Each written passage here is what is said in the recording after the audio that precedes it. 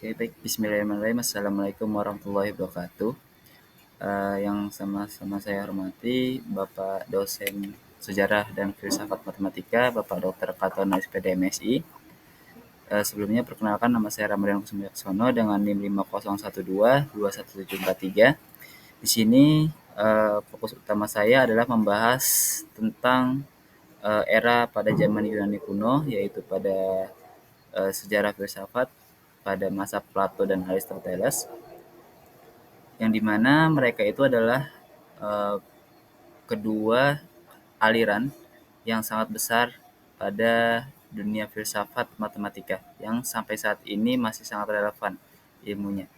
Oke, selanjutnya di sini kita akan memasuki perbedaan besar antara matematikawan pra-Yunani dengan Yunani kuno. Nah, pada era pra-Yunani itu matematikanya itu sangat praktis dan fokusnya itu hanya pada teknik perhitungan untuk kebutuhan seperti perdagangan atau pembagian lahan. Serta kaitannya dengan ritual agama itu sangat dibutuhkan. Namun pada zaman Yunani kuno itu terjadi pergeseran radikal yang dimana mereka mulai memperkenalkan fokusnya itu pada eh, presisi atau ketetapan, di mana mereka itu mengembangkan suatu sistem yang merupakan bukti untuk supaya lebih ketat, yang dimana mereka itu meletakkan dasar-dasar filsafat melalui tokoh-tokoh seperti Socrates, Plato, dan Aristoteles. Nah, sekarang mari kita bedah pada pemikiran Plato. Plato memperkenalkan konsep kesenjangan realitas yang menurutnya itu ada perbedaan antara ide kesempurnaan di pemikiran kita dengan dunia fisik yang cacat pada masa itu. Yang dimana ia membagi menjadi dua ide, dua dunia ya. Yang pertama itu eh, dunia ide yang realm of forms, di mana eh, tempat hal-hal sempurna berada pada keadilan yang sejati, yang dimana bentuknya itu merupakan bentuk geometri sempurna. Lalu ada yang kedua itu ada dunia fisik. Ini adalah dunia materi yang selalu berubah atau rusak, dalam artian yang hanya menyerupai bentuk aslinya saja. Secara epistemologi, Plato itu mempercaya bahwa pengetahuan sejati hanya didapat melalui refleksi mental, bukan melalui panca indera. Nah, lalu bagaimana sih pandangan Plato bagi matematika gitu, posisinya?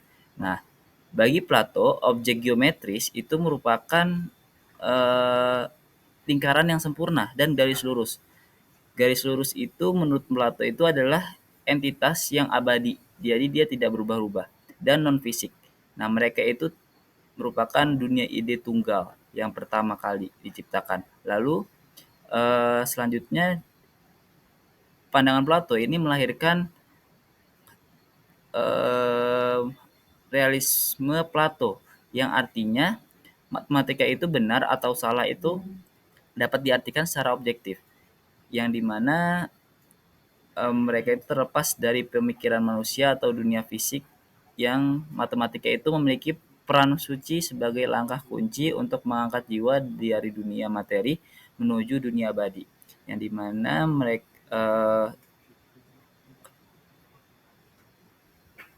peran matematika itu dia itu dapat mengangkat kembali proses pengetahuan jiwanya. Lalu ada perbedaan disiplin ilmu. Konsekuensi dari pandangan ini adalah perbedaan tajam antara dua jenis ilmu hitung. Yang pertama itu ada aritmatika atau teori bilangan. Ini berkaitan dengan sifat bilangan asli seperti bilangan genap, bilangan ganjil, dan lain-lain. Lalu karena sifatnya abstrak di sini, jadi ini masuk ke dalam dunia jadi, yang artinya dianggap lebih mulia gitu. Terus yang kedua itu ada logistik. Logistik ini teori perhitungan, ini adalah disiplin praktis untuk para militer dan para pedagang, karena berurusan dengan benda fisik. Ini masuknya ke ranah dunia menjadi dan dianggap sebagai kebutuhan praktis sementara. Jika kita bandingkan metodologinya, ada evolusi dari Socrates ke Plato. Socrates itu fokus pada etika dengan metode trial and error serta dialektika. Pengetahuannya itu bersifat hipotesis dan bisa salah, bisa benar. Sedangkan Plato mengubah paradigma menuju pengetahuan sejati atau matematisnya ya yang kita kenal. Metodenya itu dia menggunakan deduksi logis atau bukti. Jadi dia menggunakan penalaran deduksi yang dimana sifat pengetahuannya itu adalah a priori, artinya itu tidak terikat pada pengalaman indera. Selanjutnya kita beralih ke muridnya yaitu Aristoteles yang membawa benih empirisme.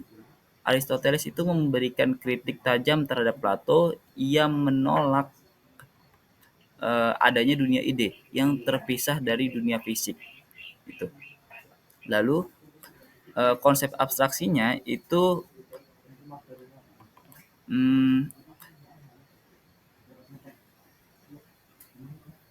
pada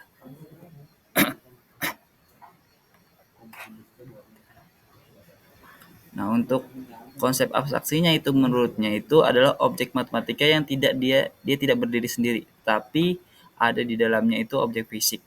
Yang dimana pemahaman matematika didapat dengan cara pemikiran yang memisahkan sifat-sifat dari objek aslinya.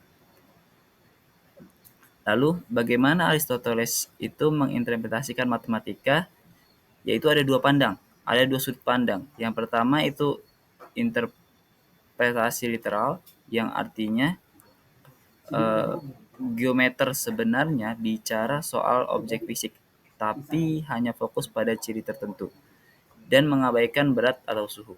Lalu yang kedua itu ada fikrosionalisme, yang artinya ini adalah konsep fiksi yang bermanfaat. Kita berpura-pura objek fisik itu sempurna. Misalkan contohnya itu kita menganggap segitiga di pasir sebagai segitiga yang sempurna untuk memudahkan eh,